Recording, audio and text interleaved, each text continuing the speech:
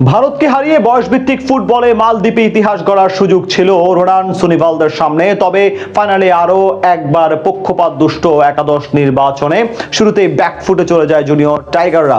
তার সত্ত্বেও নিজেদের সামর্থ্যের সবটুকু দিয়ে প্রাণপণ চেষ্টা চালান রোনান সুলিভানরা।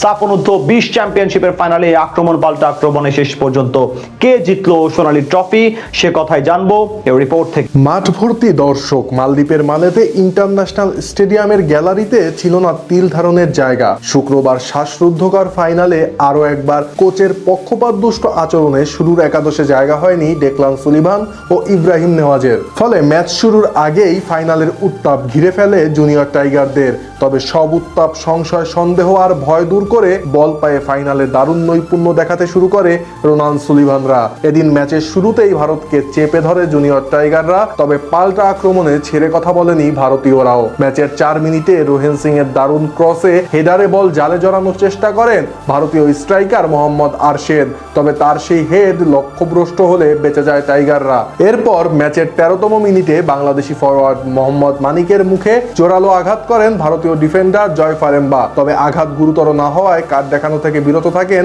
রেফারি উমেশ বিদারি। তবে এ সময় দারুণ এক পজিশন থেকে ফ্রি কিক পান টাইগার যুবারা, আর সুযোগ পেয়েই ভারতীয় ডি বক্সের ভিতরে দারুণ এক বল সরবরাহ করেন রোনান সুলিভান। তবে অধিনায়ক মোহাম্মদ মিঠু চৌধুরী লক্ষ্য ঠিক রেখে হেডারে সেই বল জালে জড়াতে ব্যর্থ হলে গোল বঞ্চিত হয় মার্ক কক্সের শিষ্যরা।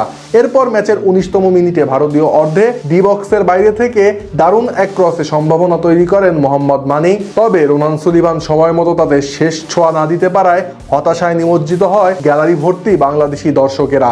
এরপর আক্রমণ পাল্টা আক্রমণে অতিবাহিত হয় ম্যাচের প্রথমার্ধ।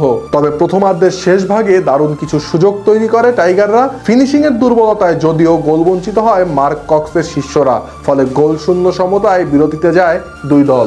বিরতি থেকে ফিরে দ্বিতীয়ার্ধে গোল করতে মরিয়া দেখা যায় টাইগারদের। মুহুর্মুহু আক্রমণে ভারতীয় রক্ষণভাগে ভীতির সঞ্চার করেন রোনান সুলিভানরা। তবে ভারতীয় অর্ধে গিয়ে শেষ পর্যন্ত প্রতিবারই বল জালে জড়াতে ব্যর্থ হন তরুণ এই ফুটবলাররা।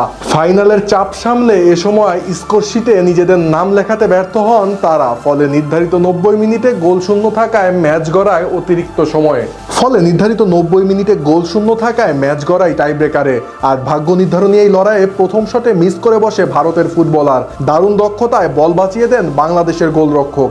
এরপর দুদল মিলে টানা 6টি শটে গোল আদায় করে নিলেও চতুর্থ শটে গিয়ে মিস করে বসে বাংলাদেশি ফুটবলার। তবে পঞ্চম শটে ভারতের হয়ে বল বাইরে মেরে দেন ওমান দোদুম। আর ট্রাইবেকারের শেষ শটে রোমান সুলিভানের দুর্দান্ত এক পেনাল্টিতে 4-3 গোলে জয় তুলে নেয় বাংলাদেশ। ফলে সাফ অনূর্ধ্ব 20 চ্যাম্পিয়নশিপের শিরোপা চলে যায় লাল সবুজের ঘরে।